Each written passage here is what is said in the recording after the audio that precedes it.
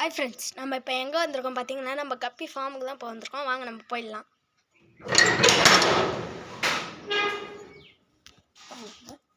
நம்ம கப்பீஸை நல்லா இருக்கா நம்ம கப்பீஸ். இது மாதிரி தான் என்கிட்ட ஸ்டாக் இருக்கு. அழகா இருக்கா? இப்போ நம்ம இந்த கப்பீஸ் குட்டியை பார்த்துடலாமா?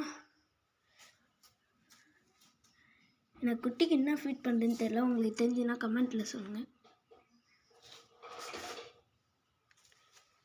நம்ம இப்போ ஃப்ரெண்ட்ஸ், நம்ம இப்போ இது பார்த்துடலாம், ஃபைட்ரு பார்த்துடலாம் வாங்க.